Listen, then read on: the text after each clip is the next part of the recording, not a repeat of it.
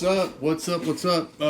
Just giving you a quick little jam here to I want to do a quick review on this new guitar. Well, it's not a new guitar, but it's a new guitar for me. But it's the Charvel Pro Mod Dinky model, and it's a Satchel from Steel Panther. You can see right there. It's got the signature model or whatever of the Charvel. So the guitar has been out for a while. Not sure when it first came out or whatever. They've been doing Dinky models for a long time, but this Bengal Satchel Tiger Stripes have been out for a while, and they have it in different colors. So they have it in purple and black, which was really cool. That's the one I originally wanted to get. And then they do green and black, and I think a yellow, the true Bengal yellow or whatever. And then this one has been kind of back ordered for a while, this color, but now it seems to be selling pretty well, just the white and black. Anyway, just wanted to do a quick review on it. So it is the Made in Mexico edition of Charvel. It says right, I don't know if you can see that, but right here on the back plate, it's Charvel USA, but it is made in Mexico. This one runs about $1,400. I think I paid $1,400 for this a few weeks ago. Got it from Guitar Center. Let's just go over it really quick. I mean, really, it really compares to like if you want to compare it to the Custom Shop Charvel stuff, you're going to pay anywhere from $2,700 to like $3,500 for the American made in USA custom Charvel stuff. And so this one they do, I guess it's just I don't want to call it a knockoff, because it's not really a knockoff. It's just produced in Mexico. And is it really worth, the question is it really worth the extra $1,500 or $2,000 to get the one made in the US? So this is 22 frets. So you got that access to the high E pentatonic up here. So you got that extra fret, and then they're jumbo frets. Nicely, they seem pretty well polished. I mean, they're not super smooth, but pretty nice. And the edge over here, I'm not sure if it boasts that it has rolled edges. The edges aren't super smooth here on the edge, but that doesn't bother me too much. It's not like it's going to cut your fingers or anything like that. It's just not the smoothest edge of the fretboard that I've felt before. But it's a two-piece maple neck with a maple fretboard. Got the polyurethane gel or whatever, super fast neck. I love maple. It's my favorite neck.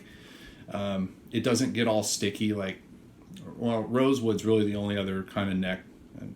I don't know if I've actually had an ebony neck before, maybe a long time ago, but rosewood's the other type of neck that it just gets kind of, for me, kind of sticky, and I'm always having to use like fast fret or something like that on there for fast runs or whatever, but not on this maple neck. This is a really nice two-piece neck and fingerboard. The action comes really low. I won't even attempt to, well, maybe I can. The action comes really low. So I still need to get it set up, I've only had it for a week, but I like to put a pro setup on all my guitars with somebody who knows what they're doing. And but it comes pretty low, so the action is very playable and nice, no fretting out, stuff like that. It's got two Fishman Fluence original humbucking style pickups, and so typical neck and bridge, and then you have the toggle switch here, which is typical. So down, what I'm playing through right now is down through the bridge, and then you have the middle position for both, and up for the neck. And then the cool thing about this is it does have a little pot. The pot is a push-pull pot. So I don't know if you can really hear the difference, but I was playing that intro with it pulled up and out. It's a subtle difference. So in, out, adds a little bit more chunk, but where you really hear the difference is this is down. If you want to hit a high screamer, and if you pull it out,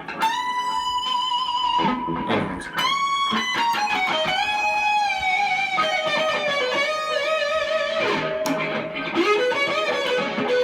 You don't get as much sustain when it's down, I guess is the best way to describe it. It's not wimpy or anything like that. It's just when you pull it out, it's almost like an old PV amp where it's like a push-pull, like a pull-thick knob.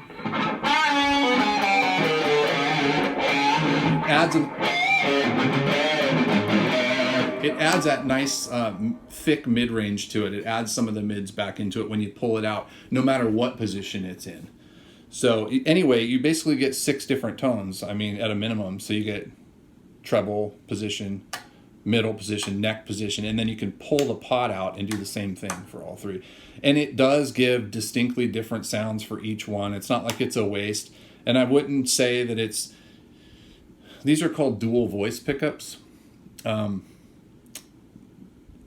Usually when you have a coil splitter or something like that, you're playing through 1 or 2 pickups. When you do this, it's like, oh, okay, now you're just playing like it's kind of like a single coil or pseudo single coil. I'm not sure what the electronics do here.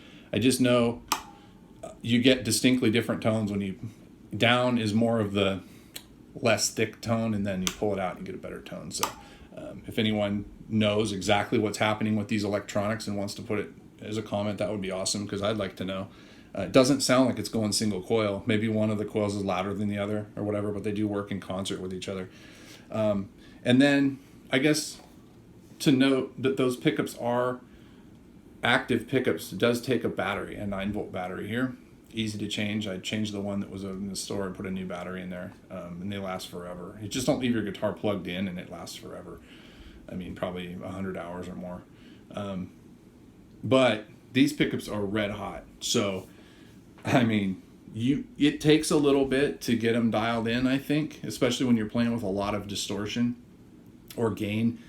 You do have to work with your particular amp setup and tone controls. So your EQ is really important with these particular pickups because they can get muddy and they can get fizzy. If you put too much treble or presence on there, they can get kind of fizzy, or that not good, crispy, high-end ice pick in the ear sound when you're going for it. But that being said, if you take a half hour or whatever and you're messing with your particular setup, these pickups rock. I mean, they have good articulation even if you put tons of distortion on it.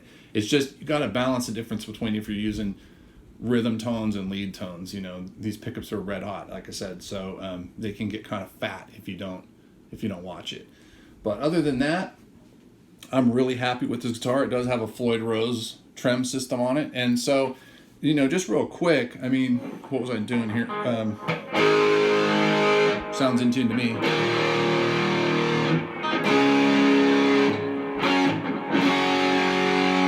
Right, and I wasn't, but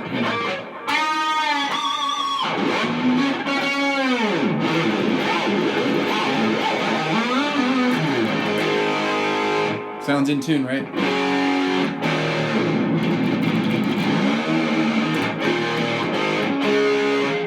Dude, does it matter if it's an original Floyd Rose or a Floyd Rose 1000 or Floyd Rose whatever the heck this is? This is a double locking tremolo. I don't remember the model that it is, but it rocks like any other Floyd Rose. You can pull up on the bar if you want. It has room to do that. So super happy with the Floyd Rose here. I don't care if it's an original or not an original. So my point is,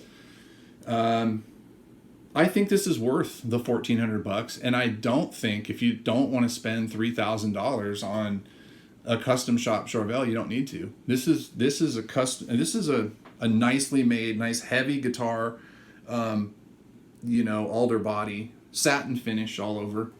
This is a killer guitar, really killer guitar. So, and I have the American-made Charvel. You've seen it if you watch any of my other videos, I'm playing the American-made Charvel Frenchie Warren DeMartini signature model.